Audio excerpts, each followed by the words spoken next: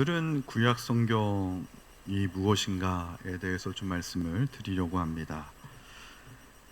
우리가 구약 성경을 읽을 때 중도 포기하는 이유가 좀 어렵거나 지루하거나 이렇게 느낄 때이죠.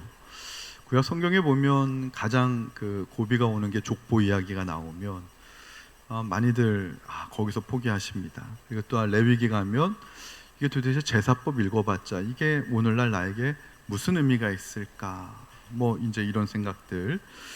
그리고 늘 보면은 이스라엘 백성들 모습 보면 답답해요. 그렇게 맨날 이렇게 우상 숭배하고 실패하나. 그래서 어떤 분들은 이 구약은 실패한 이스라엘의 우울한 일기장 아닙니까? 이렇게 생각하는 분들도 있습니다. 근데 제가 요즘 매일 성경으로 이제 아침 기도회 때마다 이렇게 창세기를 해가고 있는데요. 저는 그 창세기를 이렇게 말씀을 하나하나 아주 심도 깊게 준비해 가면서 굉장한 은혜를 받고 있습니다. 개인적으로 하나님, 내가 알고 있는 하나님의 구속의 역사가 되게 표면적일 수도 있겠구나, 굉장히 하나님은 깊구나 하는 것들을 굉장히 많이 느끼게 되는데요.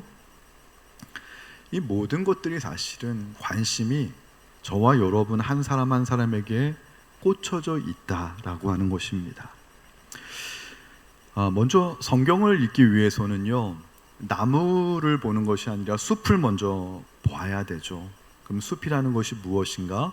정답부터 말씀드리면 구속사적인 관점이라는 것입니다. 우리가 성경을 읽을 때 흔히 범하는 실수 가운데 하나가 성경을 내 인생의 문제를 해결하기 위한 도구나 내가 이 땅에서 원하고 바라는 것을 얻어내고 성공하기 위한 어떤 전략이나 그런 처세술 정도로 성경을 이해하는 것입니다. 그런 경우에 우리가 성경을 하나님이 우리에게 주시려고 하는 본래의 의도와는 다르게 성경을 편협하거나 아니면 변질되게 내가 이용할 수 있게 되는 것입니다.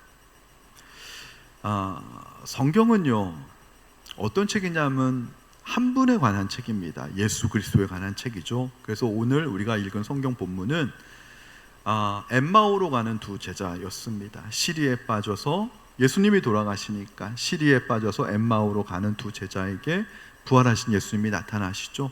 그들의 눈을 밝게 하시고, 그 다음에 오늘 말씀이 무엇입니까? 구약 성경 전체가 무슨 이야기인지를 그들의 영안을 밝혀주셔서 알게 해주시는데, 오늘 우리가 읽은 말씀에 보면 구약의 글이라는 걸 알 수 있어요. 모세의 율법, 선지자의 그 시편, 이 전체가 예수 그리스도 자신을 가리키는 것이다 라고 제자들에게 명확하게 일러주는 것이 오늘 우리가 읽은 본문이죠. 그러니까 구약의 이해할 수 없는 족보의 이야기도, 우리가 난해한 정말 그 제사법 이야기도, 그 다음에 수없이 많은 이스라엘의 반복되는 실패들도, 그리고 또 그를 향한 하나님의 사랑하심도 결국은 한 분을 향하는 것인데 그분이 누구냐? 예수 그리스도이시다라는 것입니다. 그래서 생명나무라고 예수님을 지칭하죠. 성경은 그 창세기에 있었던 선악을 알게 하는 나무와 생명나무 두 개가 있는데, 선악을 알게 하는 나무를 먹지 마라 라고 할 때 또 다른 생명나무가 무엇이냐? 그분이 바로 예수 그리스도이신 것이죠. 자, 그러면 우리가 구약이라고 하는 것을 숲으로 읽는다 라고 할 때 그 숲 속에서 무엇을 발견해야 되냐면, 숨겨져 있는 그림, 예수 그리스도라고 하는 그림을 발견하는 것으로 성경을, 우리가 구약을 바라봐야 된다. 그래서 구약에 대한 전반적인 그냥 짧은 시간이지만 우리가 구약에 대한 그 관점을 잡고 우리가 매일 성경 창세기를 읽어가면 더 우리가 바르게 성경을 읽을 수 있을 것 같아서 오늘 좀 말씀을 드립니다. 그리고 매일 성경은 안 하시더라도 구약 전체가 이런 의미와 주제가 있구나 아시는 거는 우리가 신앙생활 하는데 굉장히 도움이 될 거라 생각합니다. 먼저 창세기를 살펴보면은요, 창세기는 이런 책입니다. 인간의 교만함으로 말미암아 인간이 타락하게 되는 것이죠. 그럼 타락이 오게 되면 절망하게 되는 것이죠. 그런데 절망 가운데 속에서도 인간은 절망하지만 하나님은요 절망하지 않으세요. 인간의 절망 속에서도 하나님은 구원의 의지를 꽃피우십니다. 자, 천지를 창조하신 하나님 앞에서 아담과 하와가 했던 일은 금지되었던 선과 악을 알게 하는 열매를 따먹는 일이었습니다. 그걸 성경은 스스로 하나님과 같이 되어보려고 하는 그 본질이 교만이었다라고 정의하는 거예요. 그래서 이 교만함이 인간의 반역이 되는 것이고요, 그 인간의 반역으로 세상에는 사망이 들어오고 죽음이 들어오고 저주가 들어오게 되었다라고 이야기를 하죠. 그래서 하나님께서 아담을 에덴 동산에서 추방하는 것은 아담을 살리기 위함입니다. 아담과 하와가 선과 악을 알게 하는 나무를 따먹었는데, 그러면 어떻게 돼요? 죄가 들어왔는데 이 죄가 해결되지 않고 생명나무 열매까지 따먹으면 어떻게 될까요? 네, 마귀가 되는 거예요. 사탄이 돼버리는 거예요. 그러니까는 생명나무를 열매를 먹지 않게 하기 위해서 아담과 하와를 급히 에덴 동산에서 추방을 하십니다. 아담과 하와를 살게 하기 위함이죠. 근데 추방하실 때 그냥 추방하는 게 아니라 인간은 실패했지만 하나님은 다시 구원하는 약속의 말씀을 주시는 거예요. 늘 실패하고 구원하고 실패하고 구원하고, 이 실패와 구원의 변주곡이 구약 이야기예요. 어떤 걸 주냐면 창세기 3장 15절인데 방송실 띄워주시고요, 우리 이것을 프로토 복음이라고 해요. 프로토 타입이라고 하잖아요. 원복음이라고 하는데요, 이 원복음을 우리가 한번 읽어볼까요? 시작. 내가 너로 여자와 원수되게 하고 내 후손도 여자의 후손과 원수되게 하리니 여자의 후손은 내 머리를 상하게 할 것이요 너는 그의 발꿈치를 상하게 할 것이니라 하고, 여기서요 장차 오실 여자의 후손을 이야기하죠. 즉 처녀 동정녀의 마리아의 몸에서 태어나실 예수 그리스도에 대한 예언이 벌써 나오는 거예요. 그 예수님이 사탄, 뱀을요, 뱀으로 상징이 된 이 사탄에게 의해서 십자가에서 먼저 발꿈치를 상하게 된다라는 거예요. 그러나 궁극적으로 여자의 후손 예수 그리스도는 사탄의 머리를 십자가에서 상하게 하시고 무찌르시고 그 다음에 사망 권세를 깨시고 부활하여 승리하신다라고 하는 그 위대한 구원의 약속을 언제 주시냐? 아담과 하와가 실패하고 난 직후에. 우리가 실패하고 절망하면은 세상은요 때로는 우리에게 잔인합니다. 다시 회복할 기회를 주지 않는 게 세상일 수 있어요. 그러나 하나님은요 아담과 하와가 실패한 직후의 원복음, 프로토 복음을 주셨다라는 거예요. 벌써 이것만 알아도 구약이 어떠한 변주곡으로 앞으로 진행이 될 것인지를 알 수가 있는 것이죠. 자, 인간은 실패했지만 그 실패를 다시 회복할 수 있는 구원의 약속 원복음을 창세기 3장 15절로 주셨어요. 그러면은 인간이 회복했으니까 정말로 해피엔딩으로 가야 되는데 인간은 또다시 죄를 짓습니다. 그래서 창세기에서 그 죄로 말미암아 노아 시대 때 대홍수로 하나님의 심판이 또 나오고요, 그 홍수가 그치고 하나님이 무지개 언약으로, 인간은 실패했지만 무지개 언약으로 다시 회복시켜 주셨는데, 이 무지개 언약에 감사하며 해피엔딩으로 하나님과 함께 행복하게 살았더라 가야 되는데 또 바벨탑 사건을 저지릅니다. 그래서 바벨탑을 쌓아서 스스로 하나님과 같이 높아지려고 하는 것, 선악과를 따먹어서 하나님과 같이 되려고 하는 것, 그 인간의 야망과 욕망, 교만이죠. 이것이 죄의 본질인 것이죠. 그러한 인간들을 바라보면서 절망할 수밖에 없는 신할평지였어요. 그 한복판에서 하나님이 하나의 인류를 구원하기 위한 씨앗을 하나 불러냅니다. 그 씨앗이 누굽니까? 근데 씨앗도 참 오묘해요. 우상 장수의 아들을 선택합니다. 많고 많은 사람 중에서도요, 하필이면 하나님과 가장 대적하는 우상 장수의 아들을 선택하는 거예요. 이것이 바로 무엇인 줄 아세요? 복음은요, 여러분 평범하지 않아요. 일상이지만 신비하고요. 복음은요, 큰 자가 작은 자를 섬기고요, 높은 자가 작은 자를 위해 희생하고요. 하여튼 복음은 평범하지 않습니다. 왜 평범하지 않냐면, 평범한 거는 인간이 계산이 되기 때문에 그렇습니다. 인간의 개선을 뛰어넘어야 인간이 하나님으로 인식하기 때문에 그렇습니다. 복음이라고 하는 것은 우리의 삶 속에 하나의 새로운 존재가 들어오는 것인데 그분이 하나님이에요. 우리가 부부가요, 둘이만 살다가 애 한 명만 생겨도요, 애 하나만 부부의 인생에 들어와도 인생이 바뀌듯이요, 복음이라는 건 그런 거예요. 평범한 게 아닙니다. 평범하지 않습니다. 평범한 우리의 인생에 비범하신 하나님이 불쑥 개입해 들어오시는 거예요. 우주보다 더 큰 하나님이 내 인생에 어느 날 평범한 내 인생에 불쑥 들어오시는, 개입하시는 거예요. 그로 인해서 엄청난 파장이 생기고 엄청난 변화가 생기고, 그거를 다이내믹이라고 얘기하죠. 다이너마이트가 폭발하는 것과 같은 능력을 갖고 있는 게 복음이다라고 이야기하는 겁니다. 그러면서 우상장수의 아들인 아브라함을 선택해가지고 하나님이 언약을 또 주시죠. 자, 아담과 하와가 실패했을 때 하나님이 창세기 3장 15절을 주셨습니다. 아담과 하와는요, 죄로 인해서 실패한 인생이었는데 그 실패한 인생의 후손을 통해서, 여자의 후손을 통해서 뱀의 머리, 원수의 머리를 상하게 하고, 이건 뭐예요? 죽음을 이기게 한다라는 거예요. 죽음이 들어왔지만 죽음을 이기게 하고 영생을 선물로 받는, 하나님과 다시 한번 연합하는 존재로 회복시키겠다라는 창세기 3장 15절의 약속을 하나님이 창세기에서 어떻게 다시 재확인시켜 주느냐? 창세기 22장 17절이죠. 아브라함을 선택해서, 우상장수의 아들 아브라함을 선택해서 창세기 22장 17절 말씀 우리 영상 띄워주시고 다 함께 읽겠습니다. 시작. 내가 내게 큰 복을 주고 내 씨가 크게 번성하여 하늘의 별과 같고 바닷가의 모래와 같게 하리니 내 씨가 그 대적의 성문을 차지하리라. 장차 오게 될 여자의 후손인 예수 그리스도에게까지 누가요? 하와가 낳은 씨가 계속 이어져 가는데, 중간에 아브라함을 하나님이 선택해서 아브라함에게 약속합니다. 아브라함, 너도 너의 씨로 말미암아 대적의 성문을 차지하리라. 여자의 후손이 뱀의 머리를 상하게 하리라. 그대로 하나님의 언약이 진행되고 있음을 확인시켜 주는 것입니다.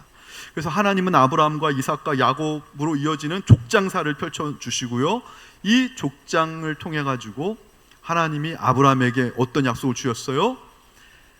하늘의 별과 같고 바다의 모래와 같이 너희들 후손이 많아지게 할 것이다. 이것을 애굽이라고 하는 것을 인큐베이터로 삼으셔가지고 수십 명의 그 일가를요, 수백만 명의 민족이 되어가지고 430년 후에 다시 하나님이 약속하신, 아브라함에게 가라고 지시하신 땅을, 약속하신 땅, 젖과 꿀이 흐르는 땅이라고 명명하시며 가라고 하게 하시죠.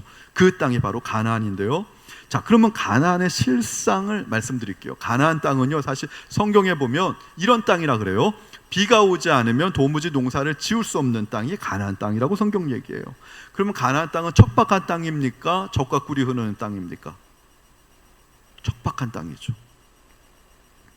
그리고 가나안 땅의 약점이 무엇이냐면 퇴로가 막혀가지고요, 근데 가나안은 사방의 적들로 포위가 된 땅이에요. 이스라엘 백성들에게는 사실상 퇴로가 없는 땅이에요. 근데 하나님은 그 땅을 이스라엘 백성들에게 젖과 꿀이 흐르는 땅이라 불러요. 복음은 평범하지 않습니다. 눈으로 볼 때는 비가 오지 않으면 농사를 지을 수 없을 정도로 척박한 땅인데, 하나님은 그 땅을 젖과 꿀이 흐르는 땅이라 불러요. 복음은 세상과 반대 개념입니다, 여러분. 복음은 지금까지 내가 살아왔던 삶의 방식을 송두리째 반대로 리버스, 뒤집어 엎는 혁명의 사건이 복음입니다, 여러분. 그럼 하나님이 그 척박한 땅을 젖과 꿀이 흐르는 땅이라고 명명하신 이유가 있어요. 왜냐하면 하나님이 비가 오지 않으면 농사를 지을 수 없는 척박한 땅이지만 너희들이 여호와를 의지하며 하늘의 은혜를 의지하면 내가 이른 비와 늦은 비를 적절하게 내려주어서 그 땅에서 너희들이 풍요로운 삶을 살 수 있게 해주실 것이기 때문에. 중요한 것은 이른 비와 늦은 비가 아니라 이른 비와 늦은 비를 이스라엘의 상황과 조건에, 환경에 합당하게 내려주시는 하나님을 의지할 때, 이게 중요합니다. 할렐루야. 하나님을 의지하면 척박한 땅이라도 젖과 꿀이 흐르는 땅이 될 수 있다, 이걸 보여주시는 것이고, 그래서 이 가나안 땅은 하나님 나라의 실사판 청사진인 셈입니다. 자, 그럼 이러한 약속의 땅에 들어가서 하나님만 잘 의지하면 하나님이 이른 비와 늦은 비를 알아서 내려주셔서 비가 오지 않아서 농사를 짓지 못할 일이 없을 정도로 하나님이 책임져 주신다 약속을 하셨으니까 그렇게 살면 되는 거예요. 그런데도 불구하고 가나안 땅 들어가서 사사기 시대가 열리죠. 우리가 알고 있는 사사 시대 때 보면 이스라엘 백성들이 가나안 땅에 정착하자마자 한 일이 여호와를 버리고요, 바알과 아세라를 섬기는 거예요. 바알을 풍요를 약속하고 아세라는 다산, 자녀의 복을 약속하는 그 우상을 섬기는 거예요. 우상 숭배는 필연적으로 이스라엘 백성들 사이에서 인격적인 타락, 도덕적인 범죄를 낳습니다. 그래서 강한 자가 약한 자를 착취하고 제사장이 타락하고 이러한 일들이 만연하게 생겨요. 재판관들이요, 청탁 재판을 하게 되고, 그래서 이스라엘 백성들이 잘못 어긋나니까 하나님이 이방 민족을 통해서 당신의 백성을 징계하죠. 그러면은 징계를 받으면은 고통 속에서 하나님께 부르짖으면 하나님이 또 사사를 보내셔 구원하는 게 사사기입니다. 자, 근데 이 사사기의 구조를 보면 간단해요. 이스라엘의 범죄, 이에 대한 하나님의 징계, 그러면 징계 받으면 이스라엘에 회개합니다. 회개, 그러면 사사를 보내셔서 또 구원. 그러면 또 이스라엘은 그 하나님의 구원을 얼마 지나지 않으면 은혜를 망각. 그래서 범죄, 징계, 회개, 구원, 망각. 요 5단계를요 사사기를 보면 7 패턴을 반복합니다. 왜 7 순환을 돌리냐면 7이 성경에서 보면 완전수라는 거예요. 이스라엘 백성들이 은혜를 망각하는 이스라엘 백성들의 수준은 절대 구원받을 수 없는 그런 수준이라는 거예요. 이스라엘 백성들의 영적인 수준과 상태를 정확하게 드러내는 게 사사기예요. 하나님이 아무리 은혜를 베풀어 주셔도, 사사를 보내서 구원해 주셔도 은혜를 또 망각하는 거예요. 그걸 7번 완전수로 완전하게 그걸 반복하는 게 인간이다. 그래서 여러분, 제가 이거 사사기 보면서 깨달은 게 뭔지 아세요? 요즘 창세기를 보면서 이삭을 보고 이삭이 하나님 앞에서 작은 자를 축복하라고 하나님의 장자권을 주라는 복중 계시를 받았음에도 불구하고 에서가 주는 그 곡이 세상의 물질과 풍요가 너무 좋아가지고 에서를 축복하려고 했다가 자식이 사기꾼이 돼가지고 아버지를 속여서 하나님은 결국은 정하신 대로 행하는구나, 둘째 아이에게 막 다시 작은 자에게 장자권을 계승하는 모습을 보면서 그 야곱이 그렇게 아버지를 속여가면서 들어가는데 그 그곳에서 있잖아요, 삼촌 라반을 만나고 삼촌 라반에게 또 속아가지고 첫 번째 부인을 얻는데 첫 번째 부인을 야곱이 또 미워하는 모습을 보면서 야, 이게 하나님 믿는 가정과 하나님을 믿는 사람들이 이게 제정상인가? 이런 생각이 들 정도로. 나중에 여러분, 예수님은 유다를 통해서 나는데요, 유다는 더합니다. 유다는 첫째 아들과 둘째 아들이 죽으니까 첫째 아들의 며느리 다말을요 셋째 아들한테 줘야 돼요. 셋째 아들이 그 형수한테 결혼해가지고 대를 이어야 돼요. 자식 없이 죽었거든요. 근데 주질 않아요. 마지막 셋째 아들마저도 죽게 될까봐 이 다말이 남편 잡아먹는 귀신처럼 보였던 거예요.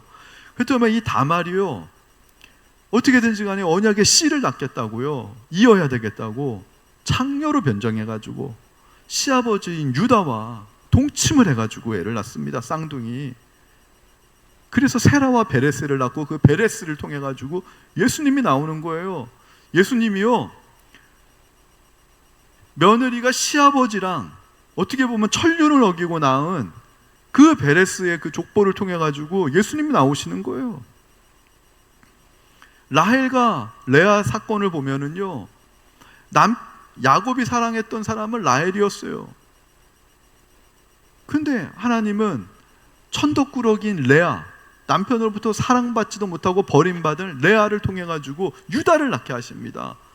예수님의 족보의 어머니가 라헬이 아니라, 사랑받는 라헬이 아니라 버려진 남편한테부터 무시당한 미움받는 천덕꾸러기 레아를 통해서 나게 하십니다.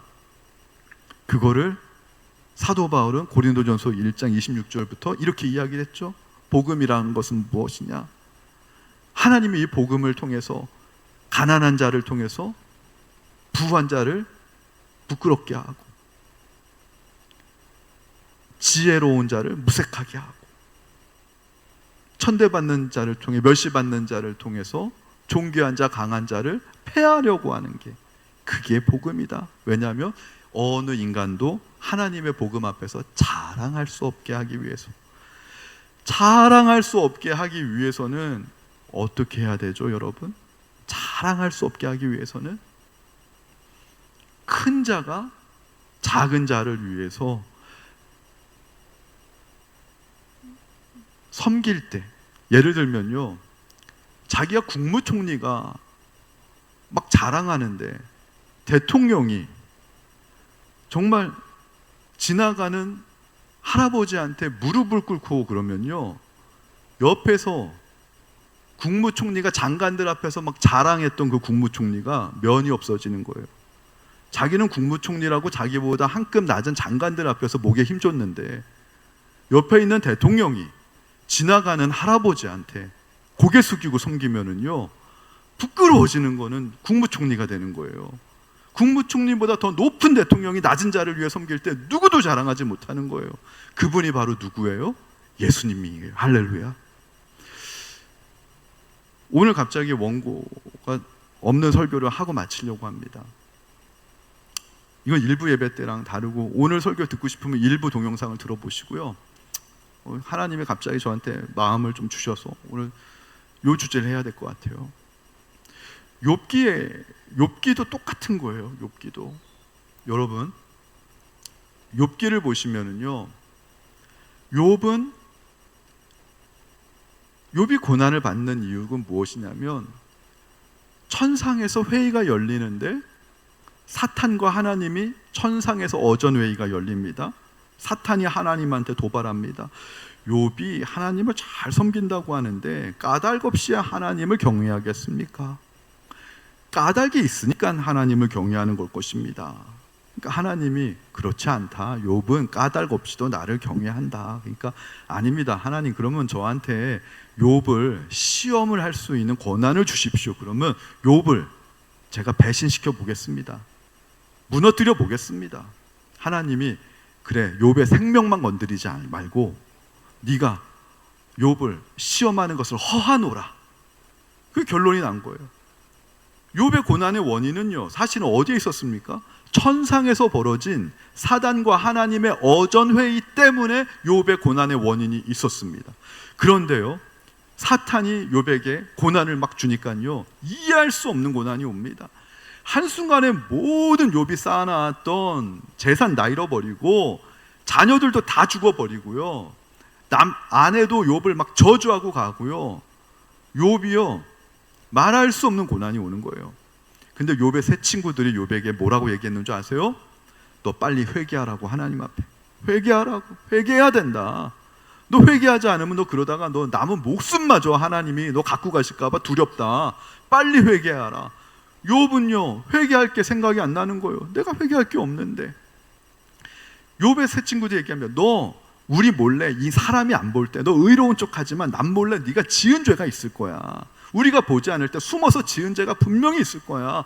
그러니까 하나님이 너한테 이런 고난을 주시는 거야. 여러분, 요거를요 뭐라고 보냐면 인과응보적인 신앙관이라고 그래요. 인과응보적인 신앙관은요, 그 당시 욥기 시대 때 구약을 관통하는 사상이었고요, 그것이 율법주의를 낳은 거예요. 상선벌악의 신앙입니다. 우리가 하나님 앞에 선한 일을 행하면 하나님은 우리에게 상 주시고, 우리가 하나님 앞에 악을 행하면 하나님은 우리에게 벌 주신다.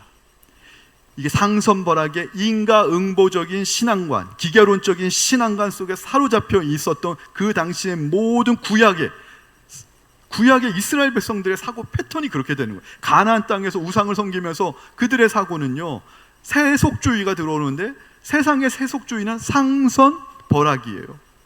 상과 벌을 분명하게 하는 게 리더의 세상에서의 가장 중요한 원칙 중에 하나예요.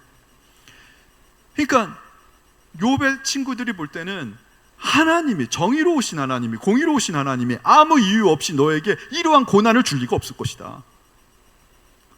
그러니까 네가 우리 몰래 뒤에서 겉으로는 의로운 척하지만, 하나님을 잘 믿는 척하지만 몰래 숨어서, 죄송합니다, 호박씨처럼 죄를 지었을 게 분명해.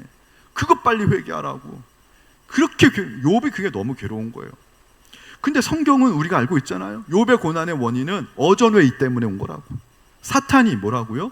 욥이 까닭 없이 하나님을 경외하겠습니까? 하나님이 욥에게 상 주셨으니까, 그동안 축복 주셨으니까 욥이 하나님을 잘 섬긴 것이지, 하나님이 주신 축복을 내가 욥에게서부터 다 빼앗으면은 욥도 필시 하나님을 원망하고 저주하고 배신할 겁니다. 죄 지을 겁니다. 그 회의 때문에 온 거 아닙니까? 그럼 욥기의 출발은 무엇입니까? 이런 질문입니다. 인간이 사심 없이 하나님을 사랑하는 게 가능한가? 그 당시 때 세계관은 뭐라고요? 욥의 친구들을 통해서 나오는 건 불가능하다는 거예요. 하나님이 우리에게 복을 주시고, 하나님이 우리의 생명을 지켜주시고, 하나님이 우리의 자녀들의 앞길을 형통하게 하시고, 우리를 장수하게 하시고, 우리의 산업을 지키시니까 우리가 여호와를 경외하고 믿는 것이지, 하나님이 우리에게 상을 주시지 않는데도 인간이 사심 없이 하나님을 사랑하는 것은 불가능하다라고 하는 것이 그 인과응보적인 신앙 간의 핵심적인 내용이라는 거예요. 그걸 뒤집어서 그게 모순을 지적한다면 그런 거예요. 근데 하나님은요, 믿고 싶었던 거예요. 왜요? 인간이 어떤 존재냐면 하나님의 손에 의해서 지어진 존재이기 때문에 그렇습니다. 할렐루야. 쉽게 얘기하면, 누군가가 옆집에 있는 엄마가 와가지고 당신 아들이 당신한테 효도하는 게 당신한테 받을 유산이 많아서 그래, 그렇게 얘기한다고 칩시다.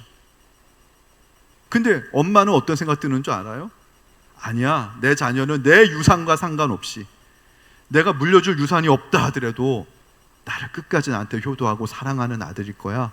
그걸 믿고 싶은 거예요. 할렐루야. 하나님도 그랬던 거예요. 그래서 사단한테 욥을 시험하는 걸 허락했던 거예요. 그래서 욥기 1장에 보면 그 장치가 나와요. 성경에는 장치가, 이 장치들을 잘 봐야 되는데, 욥은 당대에 의롭고 완전한 자라. 욥은요, 도덕적으로요, 완전하고 의로운 자였습니다. 인과응보적으로 악을 행한 적이 없어요. 도덕적인 악을 행한 적이 없어요. 예배를 빼먹은 적이 없어요. 정말 욥이요 있잖아요, 입술로 범죄하지 않습니다. 모든 재산과 자녀들 다 하나님이 데려갔는데도 주신 분도 하나님이신데 가져가신 분도 하나님이시로다. 내가 어찌 입술로 하나님을 원망할 수 있으랴. 하나님을 오히려 찬송합니다. 욥이요, 입술을 지켰습니다. 그 고난 속에서도. 그런데 그런 욥도요, 욥의 새 친구들이 계속해서 욥을 괴롭히니까 욥기 30장 정도 가면은요, 하나님한테 원망합니다.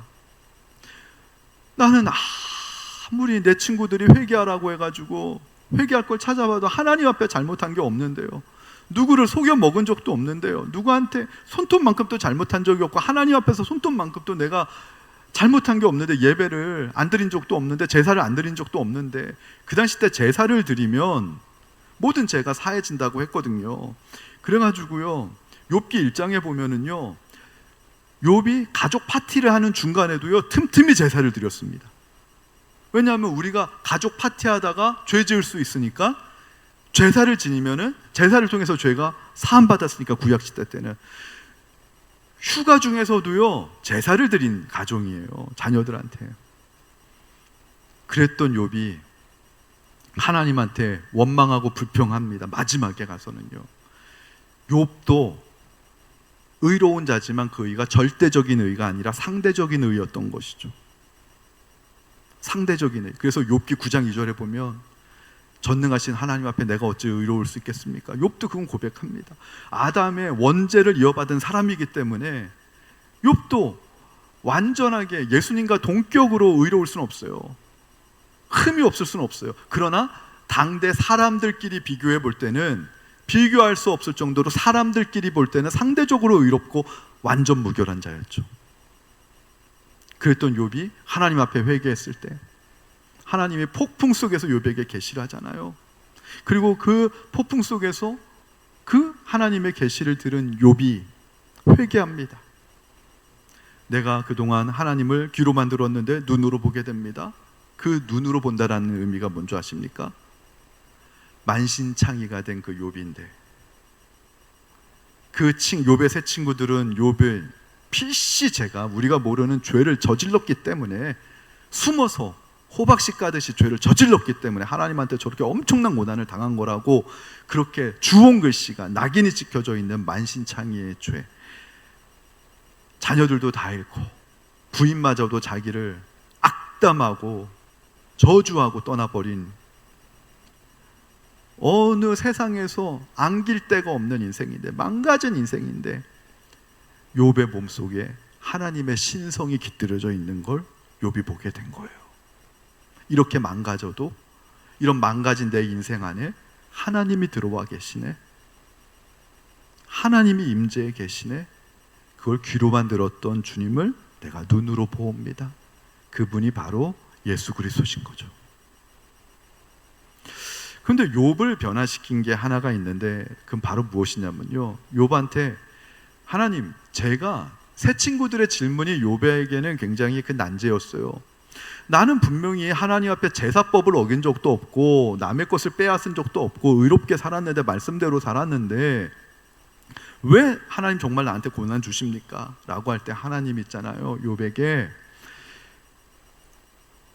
그 질문에 즉답을 하시지 않고 다른 대답을 하세요. 결론은 뭐냐면요, 욥에게 어떤 천지 창조할 때를 데려가세요. 내가 하늘과 땅의 기초를 놓을 때 네가 여기 있었느냐?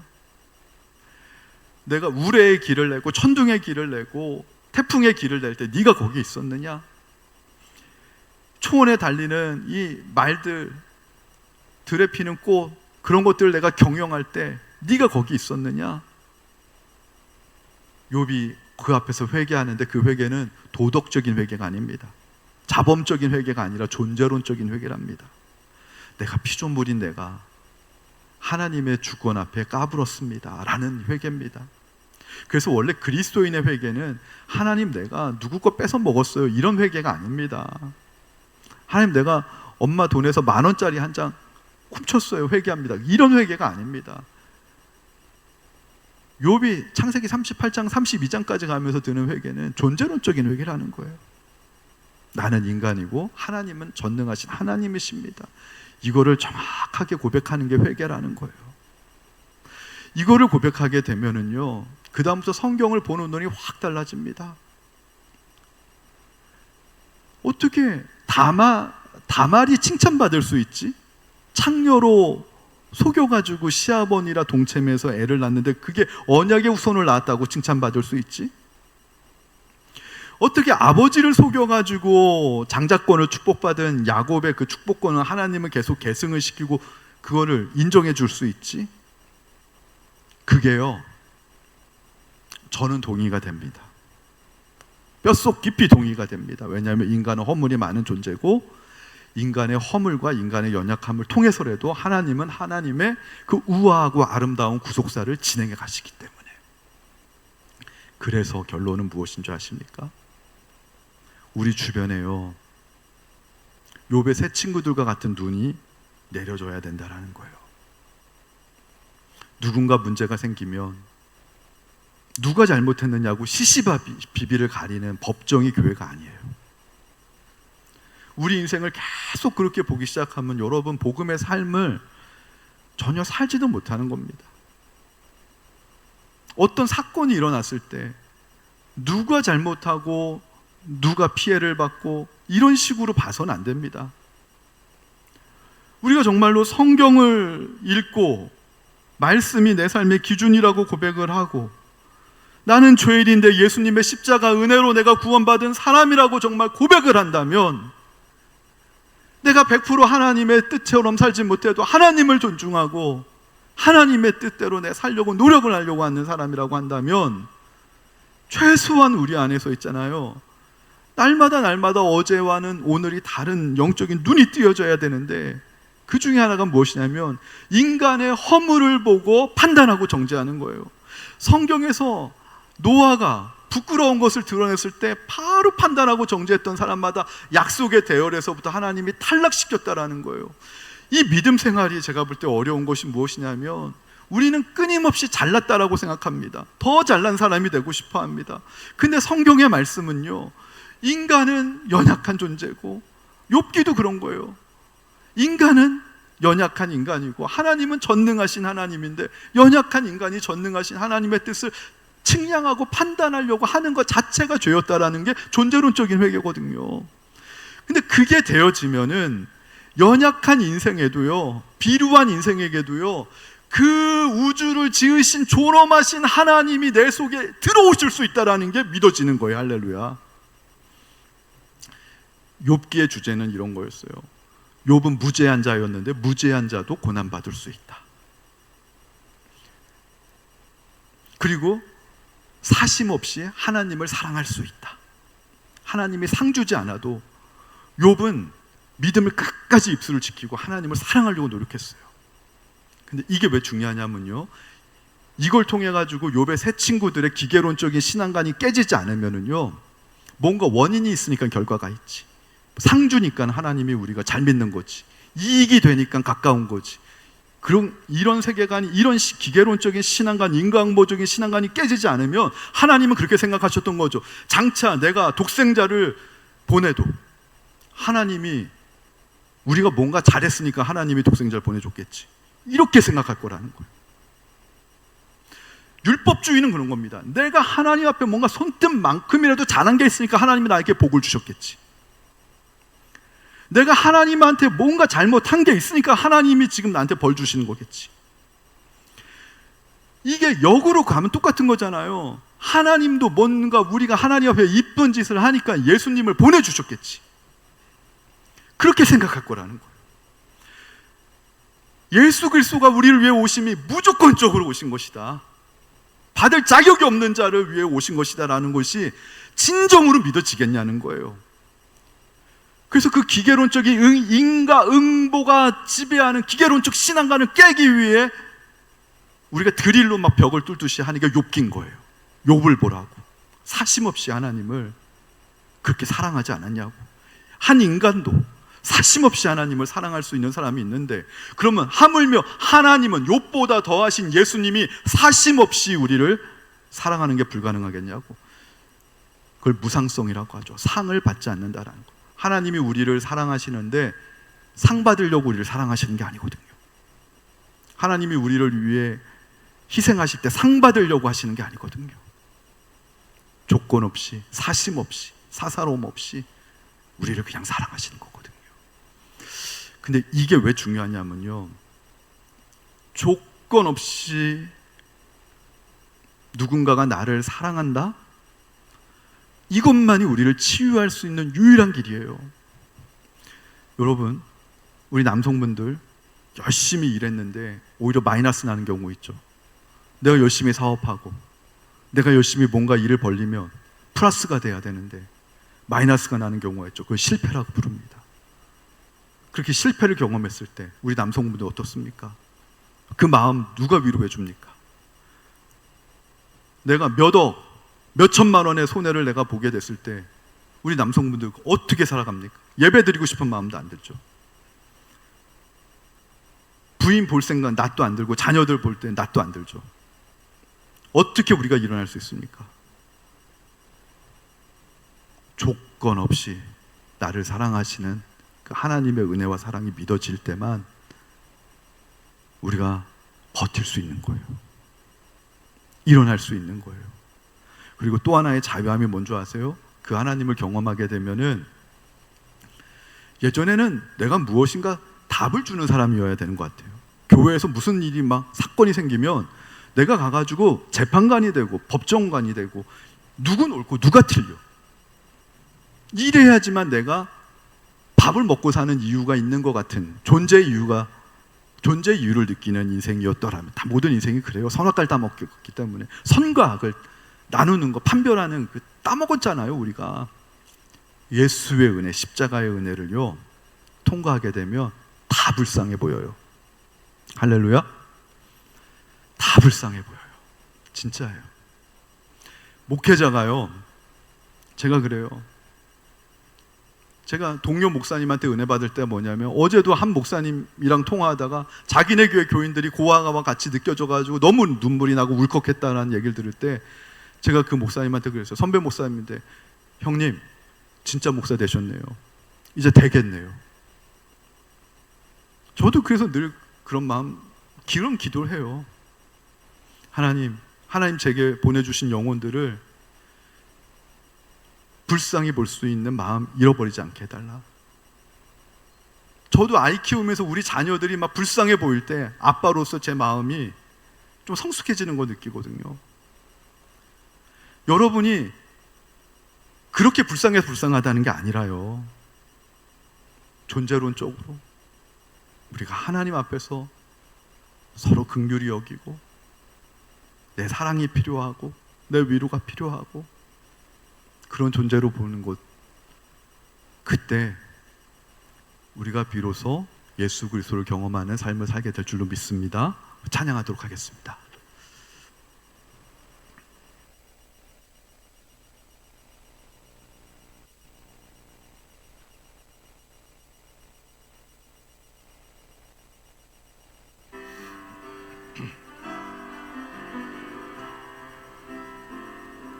나 지치고 내 영혼 연약할 때, 마이크 켜주세요. 주 오셔서 함께 하실 때까지 나 잠잠히 주님을 나 지치고 나 작고 내 영혼 연약할 때 근심 속에 내 마음 무거워 주 오셔서 함께 하실 때까지 나 잠잠히 주님을 기다려 날 세우사 저 산의 우뚝 소리 날 세우사 풍랑 가운데도 함께 하심 나 강하게 하네 날 세우사 수 있네 열망 없는 그런 삶은 없으리 고통치는 가슴 주 오셔서 경위로 날 채우고 영원한 삶 나에게 주시 날 세우사 저 산의 우뚝 소리 날 세우사 풍랑 가운데도 함께 하심 나 강하게 하네 날 세우사 모든 것 할 수 있네. 여러분, 제가 이번 한 주 동안 창세기, 욥기 묵상하면서 인간은 허물 많고 인간은 냄새나고 인간은 연약하여 실패할 수밖에 없고 도무지 저 하나님 앞에 그런 기도도 했어요. 하나님, 내가 이런 아브라함과 이삭과 야곱의 이런 콩가루 집안의 믿음에 후손되고 싶지 않습니다. 막 그 정도까지 기도했어요. 이게 깊이 성경을 파고 묵상하니까 인륜지사가 천륜지사가 다 깨어졌는 이런 냄새나는 이런 시궁창 같은 가문에 왜 예수 그리스도를 나게 하셨는지, 그리고 저는 왜 거기에 목사가 되게 하셨는지. 그러면서 하나님이 저한테 주시는 게, 너는 글이 얼마나 깨끗한데, 너는 글이 얼마나 잘났는데. 하나님 저한테 그런 정말 질문을 주셨을 때, 이거였구나. 인간은 본래 냄새나고, 인간은 본래 이기적이고, 인간은 본래 실망을 안겨주는 존재지만, 바로 그런 인간을 통해 하나님은 구원을 이루신 하나님, 이거를 제가 알면서요, 교만을 경계하게끔 하나님이 하시고, 힘들고 어려워도 버틸 수 있는 하나님의 은혜를 주시고, 그리고 서로 불쌍히 여기고, 정말 서로 겸손하고 서로 잘 되길 원하는 게, 이게 하나님이 원하시는 거구나 하는 생각이 들었습니다.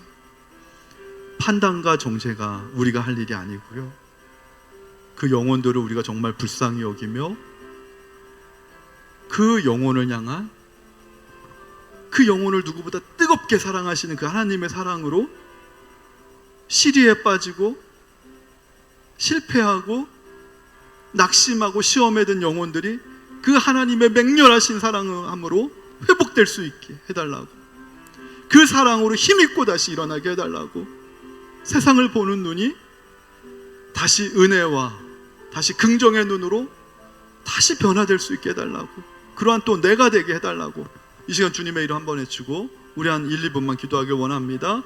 주여, 사랑과 은혜가 충만하신 하나님, 주여 은혜를 감사합니다. 하나님, 우리가 인생을 포기하고 싶을 때도 많습니다. 인간관계를 끝내고 싶을 때도 많습니다. 도무지 나의 교양과 나의 수준으로 볼 때는 도무지 함께 할 수 없을 것 같은 일들을 목격할 때가 많이 있습니다. 내가 판단하고 내가 정죄하는 자가 하나님 되진 않았습니까? 하나님 아버지시여, 욥이 하나님 앞에서 잿더미 위에서 폭풍 속에 계시는 하나님을 만나면서, 나는 피조물이고 하나님은 창조주이십니다. 창조주이신 하나님의 뜻 앞에서 나를 비춰볼 때, 하나님, 내가 판단할 수 있는 자도, 내가 도덕적인 상대적인 우위에 섰던 그 기득권도 내려놓고 포기할 수 있음을 깨닫게 됩니다. 하나님, 인간을 하나님, 내가 하나님처럼 볼 수는 없을지라도 하나님의 눈으로 바라보며 불쌍히 여길 수 있는 마음, 긍휼히 여길 수 있는 마음, 이것이 하나님이 나에게 원하는 것을 깨달았습니다. 그러한 하나님 눈으로 해방되게 하여 주옵소서. 자유롭게 살게 하여 주옵소서. 그리고 역시 아무리 내가 실패하고 허물이 많을지라도 나를 포기하지 아니하시는 하나님의 사랑이 나를 맹렬하게 이끌어 가실 것을 굳게 확신하게 하여 주셔서, 어떤 상황 속에서도 좌절하고 넘어지지 않게 하시고 포기하지 않게 하시고 다시 일어나는 삶 살게 하여 주옵소서. 하나님 앞에 믿음의 두 다리로 벌떡 일어나는 삶을 우리 모두가 살아가게 도와주옵소서. 감사드리며 예수님의 이름으로 기도하옵나이다. 아멘.